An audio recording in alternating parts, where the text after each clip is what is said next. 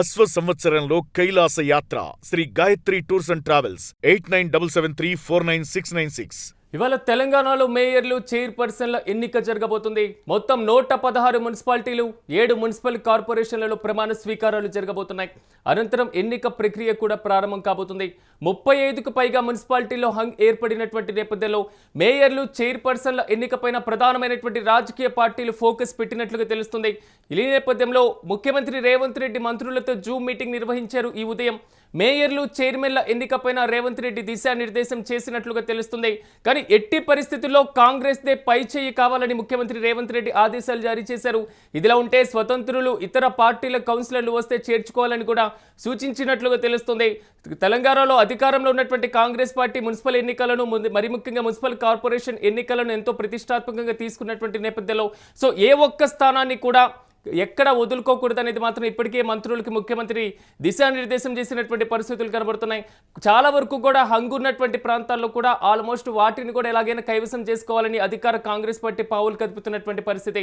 So మొత్తం మీద కాంగ్రెస్ పెట్టినటువంటి ఫోకస్ పైన మరింత సమాచారం మా ప్రతినిధి సతీష్ అందిస్తారు. సతీష్ చెప్పండి, ఎలాగైనా ఈరోజు మాత్రం సర్పంచ్ అది మరి ముఖ్యంగా చెప్పుకోవాలంటే మున్సిపల్ ఎన్నికలకు సంబంధించిన ప్రమాణ స్వీకారాలు జరగబోతున్నాయి. సర్పంచ్ ఎన్నికల్లో విజయ బావుట ఎగిరేసినటువంటి కాంగ్రెస్ పార్టీ ఈసారి మున్సిపల్ ఎన్నికలపైన మరీ ఎక్కువగా ఫోకస్ పెట్టినట్లుగా తెలుస్తుంది. ప్రధానంగా మంత్రులతో ఏ అంశాలను ముఖ్యమంత్రి ప్రస్తావించారు? పూర్తి డీటెయిల్స్ ఏంటి? ముఖ్యంగా ఇప్పుడున్నటువంటి 116 మున్సిపాలిటీలు అలాగే 7 కార్పొరేషన్లకు సంబంధించి మేయర్లు అలాగే చైర్పర్సన్లు సో వీళ్ళందరికీ కూడా ఈ రోజు ప్రమాణ స్వీకారం 12 గంటలకు జరగబోతోంది. సో ముఖ్యంగా ఈ 12 గంటల్లోపే హంగ్ ఏర్పడినటువంటి 30 నుంచి 40 హంగ్ ఏర్పడినటువంటి మున్సిపాలిటీలు ఏవైతే ఉన్నాయో వాటిని ఎలాగైనా మనం సొంతం చేసుకోవాలి అని బాహాటంగా చెప్పారు. ఆయన పొద్దున జూమ్ మీటింగ్ లో పెద్ద ఎత్తున మంత్రులకి దిశానిర్దేశం చేశారు. సో ఏ ఒక్క సీటును వదలకూడదు, ఒక్క సీటు కూడా వదలకుండా మన జెండా వైపు మన కాంగ్రెస్ వైపు తీసుకురావాలి, ఒక్క సీటును కూడా చేజారనివ్వద్దు అంటూ కూడా మా మంత్రులకు వార్నింగ్ ఇచ్చిన పరిస్థితి కనబడతా ఉంది. వాళ్ళు ఇండిపెండెంట్లు అయినా సరే లేదంటే వేరే పార్టీల నుంచి ఎవరైనా వస్తామన్నా సరే చేర్పించుకోండి బాహాటంగా అంటూ కూడా ఆయన చెప్పిన పరిస్థితి అయితే ఉంది. మొత్తంగా అంటే ప్రస్తుతం ఈ హంగు ఏర్పడిన దాంట్లో కూడా పెద్ద తీవ్ర సంక్షోభం అయితే నెలకొల్పింది. ఇక్కడ బీఆర్ఎస్ కు సంబంధించి గట్టి పోటీ ఉంది, అలాగే ఇండిపెండెంట్ అభ్యర్థులకు సంబంధించి గట్టి పోటీ అయితే ఉంది. మరి కాంగ్రెస్ సంబంధించిన మంత్రులు కాంగ్రెస్ వాళ్ళు మరి ఎలా ఈ వ్యూహాత్మకాన్ని పన్నుతారు ఏంటి అనేది కూడా చూడాల్సిన అవసరం అయితే ఉంటది. ఒకవైపు హంగు ఏర్పడినటువంటి మున్సిపాలిటీలు అన్ని కూడా సో ఇటు అన్ని పార్టీలకు సంబంధించినటువంటి ఇటు బీజేపీ అటు బీఆర్ఎస్ కాంగ్రెస్ కూడా ఈ ఎక్స్పేషియో ఓట్ల పైన కూడా ఫోకస్ చేశారు. దాన్ని ఎట్లా మనం వినియోగించుకోవాలి, ఏ రకంగా వినియోగించుకోవాలి అనే దానిపైన కూడా పూర్తిగా దృష్టి పెట్టారు. ఇప్పటికే హంగ్ ఏర్పడినటువంటి మొత్తం కూడా ఆయా మున్సిపాలిటీలలో మొత్తం బీఆర్ఎస్ సంబంధించి అలాగే కాంగ్రెస్ సంబంధించి ఇటు బీజేపీకి సంబంధించి ప్రత్యర్థులను ఎవరి వారి క్యాంపులకు తరలించిన పరిస్థితి కనబడుతోంది. నేరుగా ఇక్కడ ప్రమాణ స్వీకారం చేయడానికి తీసుకురావాల్సిన అవసరం అయితే ఉంది అని చెప్పి చెప్తా ఉన్నారు. ముఖ్యంగా ఈ క్యాంపు రాజకీయాలు ప్రస్తుతం తెలంగాణ రాష్ట్ర వ్యాప్తంగా కూడా ప్రస్తుతం చర్చనీయాంశంగా మారినాయి. ఎందుకంటే ఎప్పుడు ఎవరు ఎటు పోతారో తెలియని పరిస్థితి అయితే కనబడతా ఉంది. ముఖ్యంగా ఈ 35 నుండి 38 మున్సిపాలిటీలో ఈ స్పష్టమైన మెజారిటీ రాక ఇట్లాంటి హంగ్ ఏర్పడిన పరిస్థితి కనబడతా ఉంది. దాంట్లో ముఖ్యంగా కీలక కొన్ని మున్సిపాలిటీలు ఉన్నాయి. సిరాజ్, జంగం కావచ్చు, ఇష్నాపూర్ కావచ్చు, అలియాబాద్, అలాగే కాగజ్ నగర్, దేవరకద్ర, అలంపూర్, గద్వాల, కేశసముద్రం, ఆసిఫాబాద్, జమ్మికుంట, వేములవాడ, రైకల్ ఇలాంటి కీలకమైన చోట్ల ఈ హంగ్ అనేది ఏర్పడింది. ఇది చాలా ప్రతిష్టాత్మకమైనటువంటి మున్సిపాలిటీలు. సో దాంట్లో హంగ్ ఉండడంతో ఇటు మంత్రులు కూడా పెద్ద ఎత్తున ఫోకస్ అయితే పెడతా ఉన్న పరిస్థితి కనబడుతుంది. చాలా ప్రాంతాల్లో మీరు అన్నట్లుగా మున్సిపాలిటీలతో పాటుగా కార్పొరేషన్లలోనూ హంగ్ పరిస్థితి కొంతవరకు అధికార పార్టీని ఇరుకాటంలో పడేటువంటి అవకాశాలు కూడా కనపడేలా ఉన్నాయి. సో ఎక్స్ అఫీషియో సభ్యులు కూడా ఓటింగ్ సమయానికి అక్కడ చేరుకునేటువంటి అవకాశాలు కనబడుతున్నాయి. సో క్యాంపుల దగ్గర నుంచి డైరెక్ట్ గా అక్కడ తీసుకొస్తారంటే మాత్రం అన్ని పార్టీలు ఎన్నికల్ని ప్రతిష్టాత్మకంగా కీలకంగా మార్చినటువంటి సిచ్యువేషన్స్ కూడా కనబడుతున్నాయి. డెఫినెట్ గా ఎక్సిబిషన్ ముఖ్యంగా ఏ రకంగా మనం యూజ్ చేసుకోవాలి అనేది అంటే ఆ హంగుకు సంబంధించినటువంటి ఎక్స్పీషియో ఓట్లు మనం ఉపయోగించుకొని ఏ రకంగా మనం సీట్లు దక్కించుకోవాలి అనేది మేయర్ గాని ఇటు చైర్మన్ పదవి కానీ దక్కించుకోవాలనేది వ్యూహం పన్నుతా ఉన్నారు అధికార పార్టీకి సంబంధించిన వాళ్ళైతే. సో ముఖ్యంగా ఈ హంగు స్థానాలకు సంబంధించి ప్రస్తుతం ఉన్నటువంటి స్థానాల్లో కాంగ్రెస్ కి ప్రస్తుతం 244 వార్డులకు సంబంధించి ఉన్న పరిస్థితి ఉంది. ఈ హంగు స్థానాల్లో ఏదైతే మొత్తం కూడా త్రిముఖ పోటీ ఉందో అక్కడ 244 వార్డులు కాంగ్రెస్ కు ఉన్నాయి. అలాగే బీఆర్ఎస్ కి 238 వార్డులు ఉన్నాయి. సో అర్థం చేసుకోవచ్చు ఎంత టఫ్ గా ఉందో పొజిషన్ ఏంటి అనేది. బీజేపీకి 35 వార్డులు ఉన్నాయి సిరాజ్. సో ఇక్కడ కింగ్ మేకర్లు ఎవరు అంటే ఇండిపెండెంట్ అభ్యర్థులు. ఆ ఇండిపెండెంట్ అభ్యర్థులు సో మరి ఎవరెవరు క్యాంపులలో ఎవరెవరు ఉన్నారో, ఏ క్యాంపులలో ఎక్కడ వాళ్ళని దాచిపెట్టారో ఏంటి అనేది కూడా ప్రస్తుతం చర్చనీయాంశంగా మారింది. ప్రమాణ స్వీకారానికి డైరెక్ట్ గా వాళ్ళు అక్కడికి వస్తారు కాబట్టి సో ఏంటి ఈ హంగు పరిస్థితి ఏంటి అనేది కూడా ఒక స్పష్టత వచ్చే అవకాశం లేదు. సో ఎందుకంటే ఈ వీళ్ళందరూ కూడా ఎవరి మద్దతుదారులు వాళ్ళ క్యాంపులకు వెళ్ళిపోయిన పరిస్థితి కనబడతా ఉంది. సో బయట ఉంటే మాత్రం వాళ్ళ ఇంటికి వచ్చి మరి కారులో ఎక్కించుకొని తీసుకుపోతున్న పరిస్థితులు అయితే కనబడుతున్నాయి.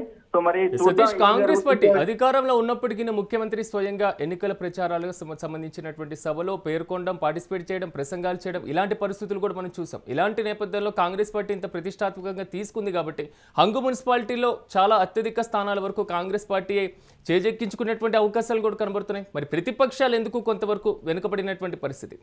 డెఫినెట్ గా అంటే అధికారంలో ఉన్నారు కాబట్టి రాష్ట్ర ముఖ్యమంత్రి ముఖ్యంగా అన్ని సమీకరణలు చేసినారు. ఆయన మున్సిపల్ శాఖకి మంత్రిగా ఉన్నారు. అన్ని మున్సిపాలిటీల్లో తిరిగి ప్రచారం చేశారు కాబట్టి పెద్ద ఎత్తున అధికారంలో ఉన్న పార్టీకి ఆబ్వియస్లీ అంటే అధికారంలో ఎవరుంటే వాళ్ళకు మేజర్ ఆఫ్ ద మెజారిటీ వస్తుంది కాబట్టి ప్రస్తుతానికైతే దాదాపు 116 మున్సిపాలిటీలలో దాదాపు 67 మున్సిపాలిటీలు కాంగ్రెస్ గెలిచింది. కార్పొరేషన్లు కూడా దాదాపు 4 కార్పొరేషన్లు గెలిచిన పరిస్థితి అయితే ఉంది. ముఖ్యంగా ఇటు కరీంనగర్ ఒకటి బీజేపీకి వెళ్ళిపోయింది. మిగతావన్నీ కూడా మరి కాంగ్రెస్ చెంతనే ఉన్న పరిస్థితి కనబడతా ఉంది. ముఖ్యంగా రేవంత్ రెడ్డి వచ్చిన తర్వాత పెద్ద ఎత్తున ఆయన అటువంటి స్పీచ్లు ఇచ్చిన తర్వాత సో ఎంతో కొంత ఉన్నప్పటికీ కూడా ఈ హంగు రావడానికి ప్రధాన కారణం హంగు ఎందుకు వచ్చింది అనేది ఇక్కడ మనం పరిగణలోకి తీసుకుంటే పార్టీల నుంచి వ్యతిరేకత. అంటే అన్ని పార్టీలు, ఒక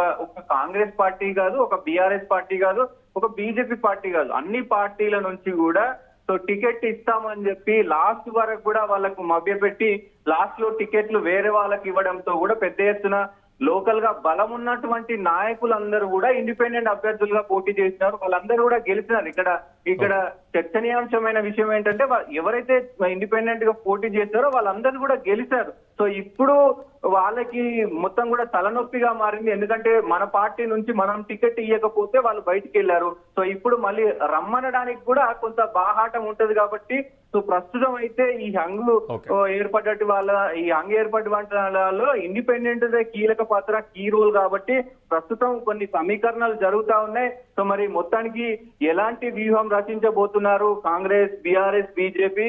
సో బీజేపీ థర్డ్ ప్లేస్ లో ఉంది. బీజేపీ పెద్ద ఇది లేదు కాబట్టి ఇక్కడ ముఖ్యంగా ఈ హంగుకు సంబంధించి కాంగ్రెస్ వర్సెస్ బీఆర్ఎస్ ఉంది కాబట్టి మరి ఎలాంటి నిర్ణయాలు తీసుకోబోతున్నారు కేటీఆర్? అలాగే మరి రేవంత్ రెడ్డి ఇప్పటికే మంత్రులందరికీ కూడా దిశానిర్దేశం చేశారు. సో ఎవరిని కూడా వదలొద్దు, ఒక్క వార్డ్ నెంబర్ ను కూడా వదలొద్దు అంటూ ఆయన దిశానిర్దేశం చేశారు. సో 12 గంటలకి ఈ ప్రమాణ స్వీకారం జరుగుతుంది. అప్పటి వరకు కూడా ఒక కొలిక్కి వచ్చే అవకాశం ఉంటుంది సిరాజ్. ఎందుకంటే ఎవరి క్యాంపులలో వారు ఉన్నారు కాబట్టి ఎక్కడ ఏం జరుగుతుందో అర్థం కాని పరిస్థితుల్లోనే ఒకవైపు ఇప్పటికే పోలీస్ సంబంధించిన శాఖను కూడా అప్రమత్తం చేశారు. ఎందుకంటే ఈ ప్రమాణ స్వీకారానికి వెళ్లే సమయంలో కూడా అక్కడక్కడ దాడులు జరిగే అవకాశం ఉంటుంది. సో మరి ఈ పార్టీ వాళ్ళు ఆ పార్టీ వాళ్ళు మా క్యాండిడేట్లను తీసుకుపోతున్నారని చెప్పి దాడి చేసే అవకాశం ఉంటది కాబట్టి పోలీసులను కూడా అప్రమత్తం చేసిన పరిస్థితులు కనబడతా ఉన్నాయి. చూద్దాం మరి ఏం జరుగుతుంది. Right Satish, thank you. మొత్తం మీద ఇవాళ తెలంగాణలో మేయర్లతో పాటుగా మున్సిపల్ చైర్పర్సన్ల ఎన్నిక జరగబోతుంది. మొత్తం 116 మున్సిపాలిటీల్లో 7 మున్సిపల్ కార్పొరేషన్లో ప్రమాణ స్వీకారాలు జరుగుతాయి. ప్రమాణ స్వీకారాల అనంతరం కూడా ఈ ఎన్నిక జరగబోతుంది. సో ఈ నేపథ్యంలో 35కి పైగా మున్సిపాలిటీలో మాత్రం హంగ్ కనబడుతున్నటువంటి పరిస్థితి. సో మేయర్లు, మరి ముఖ్యంగా కార్పొరేటర్లకు సంబంధించినటువంటి అంశం, మరోవైపు చైర్పర్సన్లు, కౌన్సిలర్లకు సంబంధించిన ప్రమాణ స్వీకారాలకు సంబంధించినటువంటి అంశం, ఈ ఎన్నికపైనే ప్రధానమైనటువంటి రాజకీయ పార్టీలన్నీ కూడా ఫోకస్ పెట్టినటువంటి నేపథ్యంలో ఈరోజు ఉదయం ముఖ్యమంత్రి రేవంత్ రెడ్డి మంత్రులతో జూమ్ మీటింగ్ నిర్వహించడం. సో ప్రధానంగా మేయర్లు చైర్మన్ల ఎన్నికపైనే రేవంత్ రెడ్డి మంత్రులతో దిశానిర్దేశం చేసినట్లుగా తెలుస్తుంది. ఏ ఒక్క స్థానాన్ని కూడా కాంగ్రెస్ పార్టీ కోల్పోకూడదు, కాంగ్రెస్ పార్టీదే పై చేయి కావాలనేది కూడా ముఖ్యమంత్రి రేవంత్ రెడ్డి ఆదేశించినట్లుగా తెలుస్తుంది. ప్రధానంగా స్వతంత్రులతో పాటుగా ఇతర పార్టీల కౌన్సిలర్లు వస్తే మాత్రం చేర్చుకోవాలని కూడా సూచించినట్లుగా తెలుస్తుంది. సో అన్ని రాజకీయ పార్టీలకు ప్రాధాన్యత ఇస్తున్నటువంటి ఎన్నిక కాబట్టి సో ఈరోజు మధ్యాహ్నం 12 గంటలకు ప్రమాణ స్వీకారాల అనంతరం ఎన్నిక ప్రక్రియలో ఎలాంటి చిత్ర విచిత్రాలు చోటు చేసుకుంటాయో వేచి చూడాలి.